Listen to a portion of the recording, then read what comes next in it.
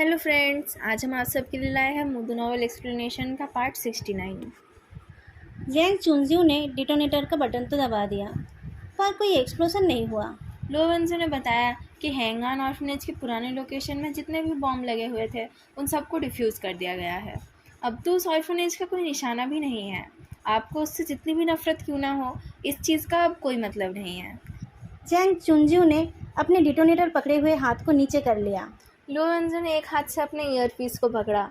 उसका मन हो रहा था कि वो फ़ोन के अंदर से चला जाए, पर उसे उसके सामने खड़ा आदमी से भी डील करना था। It's all over director Jang. Oh really? अगले ही पल एक धमाका हुआ और किसी ने उसे धक्का देकर हटा दिया। लोगों के बीच खड़ा जांग चुंगलिंग एक्सप्लोड कर चुका था। आग के साथ फ्लैश और ब्लड उड़ने लगे। जो आदमी उसके पास हाथ ऊपर करके खड़ा था, उसका एक हाथ उड़ गया और उसके चेहरे का आधा हिस्सा जल गया। वो आदमी चीख उठा। सारे बुलेट प्रूफ शील्ड्स ऊपर उठ गए। जैंग चुनजियो मुंह के बल गिर गया। उसकी पीठ पर आग लग गई थी। उसे कुछ सुनाई नहीं दे रहा था। धुएं से उसे कुछ दिखाई भी नहीं दे रहा था। वो जमीन के ऊपर पत्थरों के बीच पड़ा था। पहले इस जगह पर मिट्टी थी।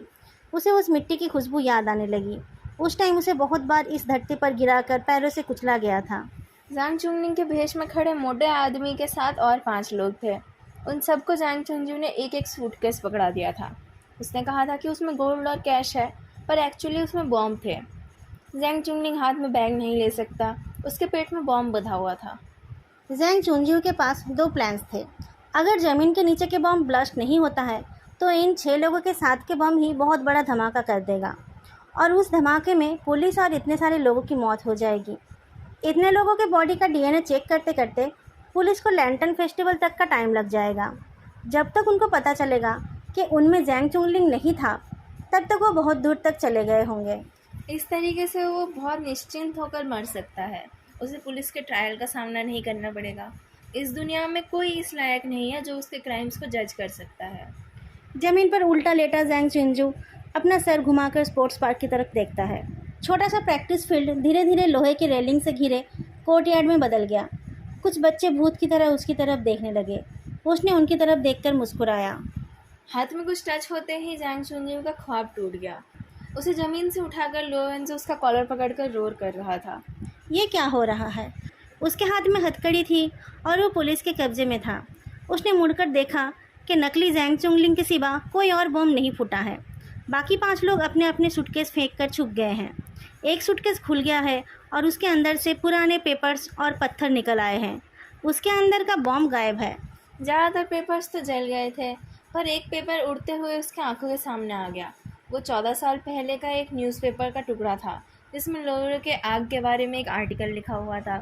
जैंग चुनजियो रोर करने लगा, पर पुलिस ने उसे ज़मीन पर प्रेस कर दिया। उसे हैंडकप लगाकर लुओ वेंजो ने ताओरन को कॉल किया, पर उसका फ़ोन स्विच ऑफ था।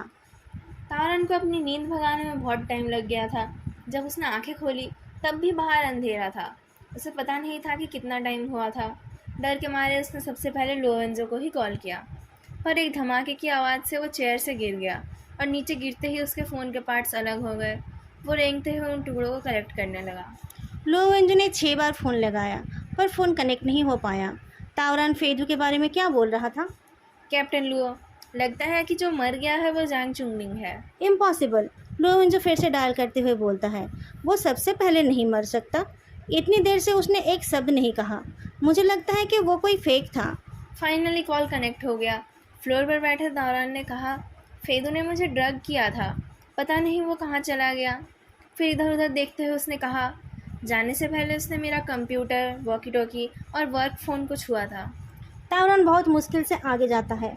बहुत कोशिश करके भी वो चेयर पर चढ़ नहीं पाया। उसने शायद पिछले 20 साल में पहली बार गाली दी। वो हरामी! जैंग डोंगला का स्टेटस अपडेट हमारे लिए नहीं था। लोवेंजो कार में बैठे जैंग चुनजियो की तरफ देखता है। वो भी उसी की तरफ कोल्डली देख रहा था। उसने शायद लोवेंजो को डिस्ट्रैक्ट करने के लिए फेदू का नाम लिया था, पर फेदू का नाम ही क्यों? वो 2 फोटो किसके लिए थे? और जैंग चुंगलिंग कहाँ है? अगर जैंग चिंजू पहले से रेडी था, तो फिर सिर्फ एक बम क्यों? बाकी के बम कहाँ गए? वो ब्लास्ट क्यों नहीं हुए? कुछ पुलिस ऑफिसर जल्दी जल्दी जगह को क्लियर कर रहे थे। वो लोग न्यूज़पेपर्स के टुकड़ों को भी उठा रहे थे। उसे कुछ समझ आया तो उसने तारन के कॉल को कट कर दिया और दांत पीसते हुए दूसरा कॉल लगाया। हेलो डायरेक्टर लू, कैसे हैं आप? फेदू को कार से निकाल कर फेंक दिया गया। चारों तरफ बहुत कम लाइट थी। वो अपने पैरों पर ठीक से खड़ा नहीं हो पाया। उसके हाथ भी बंधे हुए थे, तो वह डिसबैलेंस्ड होकर ज़मीन पर गिर गया। खून की स्मेल से उसे उल्टी आ रही थी। वो ज़मीन पर लुढ़कते हुए हंसने लगा। उस ड्राइवर ने उसकी छाती पर लात मारी। हंस क्यों रहे हो? फेदू फिजिकली कमज़ोर है। लात खाकर वो दूर जाकर गिरा और खांसने लगा। खून से भीगे बालों से उसकी आंखें कवर हो रही थी। कुछ देर बाद ठीक से सांस लेते हुए वो बोलता है, कितना जंगली आदमी है ये। टीचर फान, आपका यह आदमी मुझे पंजा मारते हुए ले आया है। ये बिल्कुल भी कल्चर्ड नहीं है। जंगली सुनते ही वह आदमी आगे आ गया। वो दिखा देना चाहता था कि पंजा मारना किसे कहते हैं, पर एक बीमार आदमी ने खांसते हुए कहा, बहुत हुआ, उसे और हंसने का मौका मत दो। ये बात सुनते ही वो जंगली आदमी पीछे होकर खड़ा हो गया। एक औरत एक व्हीलचेयर को धक्का देते हुए आगे आई।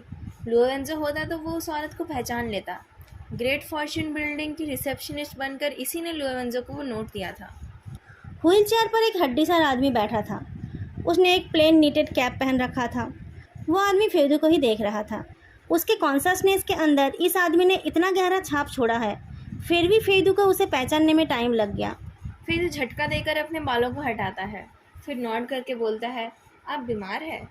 व्हील चेयर में बैठा आदमी बहुत इंटरेस्ट के साथ उसकी तरफ देखता है और व्हील चेयर को आगे ले जाने का इशारा करता है। वो जंगली ड्राइवर भी व्हील चेयर के पास जाकर खड़ा होता है। वो लोग एक पुराने अंडरग्राउंड पार्किंग लॉट पर है। इससे ज़्यादा फेदू को कुछ और समझ नहीं आया। वो जगह साफ़ नहीं थी और सीलिंग से कुछ छोटे छोटे लाइट बल्ब्स झूल रहे थे। ज़्यादा रोशनी नहीं थी वहाँ पर। अंधेरे कोने में बहुत लोग खड़े थे। पता नहीं कितने लोग होंगे। वो लोग दूर से उसे जज कर रहे थे। अगर वो यूज़फुल नहीं होता तो अब तक वो लोग उसे भून चुके होते। टीचर फान, 13 साल पहले क्या आपको ही मैंने अपने घर में देखा था? तुम्हारा दिमाग फेचेंगू से ज़्यादा ठंडा है। तुम ज़्यादा पेशेंट और कंपोज्ड हो। तुम ज़्यादा अच्छे से घुल मिल भी जाते हो।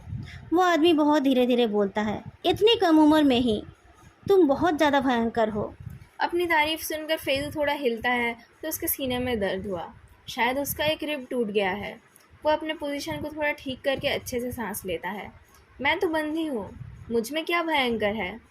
फैंस यूएन के इशारे से कुछ लोग एक हॉस्पिटल बेड को धकेल कर ले आए। कुछ लाइफ प्रिजर्विंग इक्विपमेंट के साथ फेचेंगू उस बेड पर लेटा हुआ है। उसकी तरफ एक बार देखकर फेदू ने नज़रें फेर ली। तुम बेहोश थे। तुम्हें पता नहीं है कि ये कौन सी जगह है। तुमसे सारे ट्रैकिंग डिवाइसेस हटा दिए गए हैं, फिर भी तुम्हें डर नहीं लगा। इस आदमी के साथ तुम्हारा सबसे करीबी ब्लड रिलेशन है। इसने तुम्हें अब्यूज़ कर करके ट्रेन किया है, फिर भी तुम्हारी आंखों में उसके लिए नफ़रत नहीं है। कोई फीलिंग्स ही नहीं है। तुम डर और दर्द दोनों को ही फील नहीं करते हो। तुम बहुत प्रिसाइज और रूथलेस हो सकते हो। फेचेंगू कुछ और तो कर नहीं पाया, पर तुम्हें उसने परफेक्टली बनाया है। तुम एक आइडियल मॉन्स्टर हो।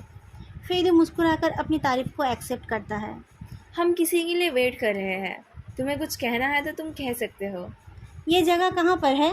फैंसीवान मुस्कुराता है। अच्छा, मैं ये नहीं पूछ सकता। फेदू मुस्कुराता है। आपकी तबीयत ठीक नहीं लग रही है, क्या हुआ है? Lung cancer. केमो ही एकमात्र ट्रीटमेंट है, पर वो पेनफुल है। अब इस उम्र में आकर मुझे अपने आप को तकलीफ़ नहीं देनी है। मैं तुम्हें एक एडवाइस देता हूँ, स्मोकिंग हेल्थ के लिए बहुत बुरी है। मुझे वो आदत नहीं है। आपके सबॉर्डिनेट्स अगर थोड़े आपके जैसे अच्छे होते तो मैं थोड़ी देर और हेल्दी रह पाता। फेदू बोलता है। जेंग चुंगलिंग किसी काम का नहीं है। उसने इतना बड़ा गैप छोड़ दिया। अगर वो ऐसा ना करता तो मुझे कैसे पता चलता कि वेब के सेंटर में जो ओरियोल है वो ये इनोसेंट प्रेसिडेंट फेई है? तुमने सबको बुद्धू बनाया। तुम सच में बहुत गहरे पानी की मछली हो, फांसीवान ने कहा।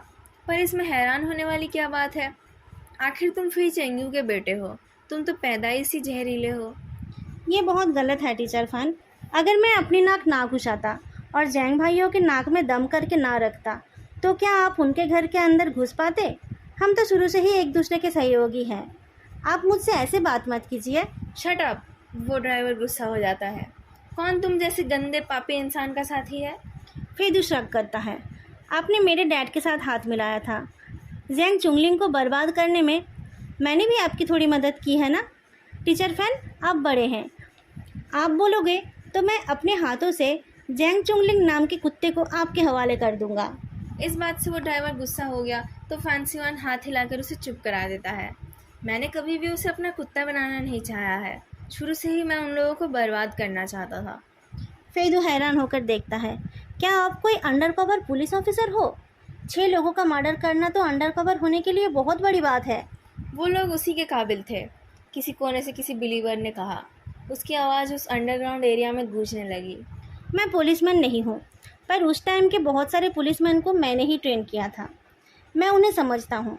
ऐसे भी पुलिस तो बस एक रिजिड सिस्टम फॉलो करती है, उनके हाथ कोई पावर नहीं है।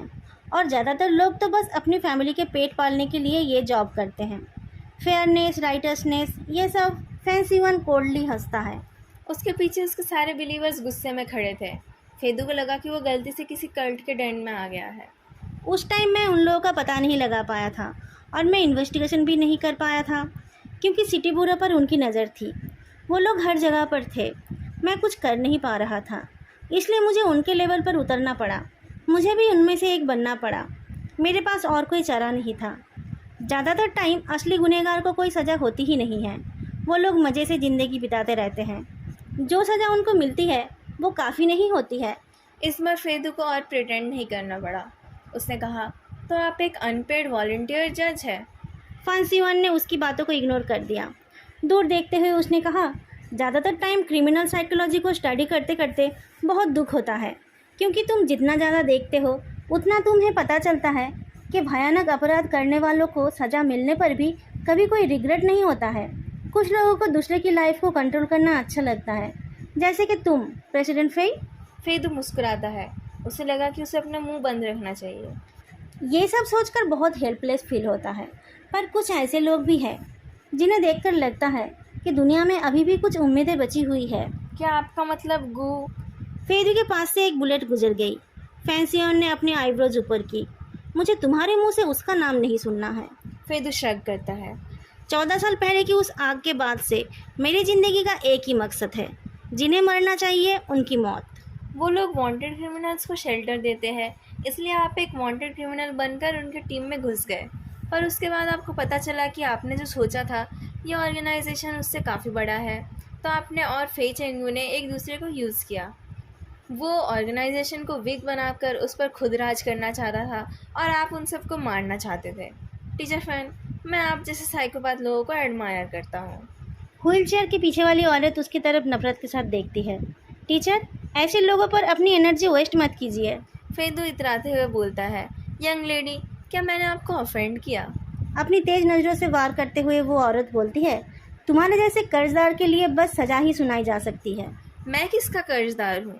फेदू अपनी पीच ब्लॉसम आँखों से देखता है। मैं किसी खूबसूरत लेडी से कर्ज नहीं रखता। अगर ऊपर से एक बुलेट आकर फेदू के अंकल के आर पार हो गया। फेदू दर्द से तड़प उठा। खून बहने लगा। उसने अपने पैर को सिकुड़ा तो खून की एक धार दिखाई दी। तेज सांस लेने पर टूटे रेबकेज की वजह से उसके सीने में भी दर्द होने लगा। वो ज़मीन पर गिर गया। फांसीवान ने ऊपर देखा तो एक गन पकड़े हुए फ्रेंडली लुकिंग आदमी ने कहा, टीचर आपने देखा, ऐसे लोग जब तक ना कॉफिन को देखते हैं तब तक रोते नहीं हैं। चारों तरफ से सब बोलने लगे। सब फेदू कितना बुरा है ये बताने लगे। किसी ने कहा कि उसे गोली मारकर नहीं, टुकड़े टुकड़े कर कर मारना चाहिए। फेदू ने कभी नहीं सोचा था कि उसे कभी ऐसी चीज़ का सामना करना पड़ेगा। इनिशियल पेन को सहने के बाद वो हंसने लगा। लेडीज़ एंड जेंटलमैन, मैं एक बात बता दूँ, मैं कॉफिन देखकर भी नहीं रोऊंगा। फेदू की बकवास सुनकर सारे लोग और गुस्सा हो गए। वो लोग उसे कुचल देना चाहते थे। टीचर फैन, फेदू रिलैक्स्ड होकर लेटा रहा। क्या आप मेरी थोड़ी केयर कर सकते हैं? अगर मेरे साथ फिर कुछ किया गया तो मैं मर जाऊंगा और आपकी जजमेंट नहीं सुन पाऊंगा। उसकी बात सुनकर सब चुप हो गए। आप सब ये कल्पना करते हो कि आप सब नेक जजेस हो। आपको लगता है कि आप जजमेंट सुनाओगे और सुनने वाला रोता बिलखता रहेगा, तब जाकर कहानी ख़त्म होगी, है ना? कोई पापी कैसे नॉर्मल मौत मर सकता है? आपके रिचुअल के बिना उसको मरने का भी हक नहीं है। मर जाएगा तो वो कैसे कुछ फील करेगा? फेदू ब्लड थूकता है। एक सैडिस्ट ही दूसरी सैडिस्ट को समझ सकता है। मैंने आप लोगों को ठीक समझा ना? तभी एक मिडिल एज्ड आदमी दौड़ कर आया और फैंसीवन के कान में कुछ कहा। फेदू ने कहा, जिस गेस्ट का हम इंतज़ार कर रहे थे वो फाइनली आ गए। वो पहले मुझे मारेंगे या आपको? 2 लोगों ने आकर उसे खींचकर उठाया। यान सिटी के सिटी सेंटर में तब तक पुलिस ने लोहरे के पुराने लोकेशन को घेर लिया था। वो जगह बहुत बार रिनोवेट हुई थी और बहुत बार उसका मालिक चेंज हुआ। अब वो एक मल्टीप्लेक्स बन गया है। पर उसे देखते ही डायरेक्टर लू को लगा कि कुछ गड़बड़ है। पूरे एरिया के सीसीटीवी फुटेज देखकर भी कोई नहीं दिखा। बार बार देखने पर भी कुछ नहीं मिला। फैंसी वन और उसके लोग यहाँ आए ही नहीं। लू यूलियन का दिमाग खराब हो रहा था। उसने सुना था कि फेदू बहुत ही रिलायबल है। उनको ये लगा था कि वो सिर्फ डीप थिंकर है और उसमें कोई प्रॉब्लम नहीं है। बाकी यंग लोगों की तरह वो इरिस्पॉन्सिबल नहीं होगा। पर उन्हें ये नहीं पता था कि फेदू सबसे पहले उन्हें ही धोखा देगा। दोस्तों, आज का पार्ट मैं यही ख़त्म कर रही हूँ। आप लोगों को आज का पार्ट कैसा लगा बताना मत भूलना, और वीडियो को लाइक करना भी मत भूलना। आप लोगों ने अगर अभी तक चैनल को सब्सक्राइब नहीं किया है तो चैनल को सब्सक्राइब भी कर लेना। फिर मिलेंगे नेक्स्ट पार्ट में। तब तक के लिए बाय।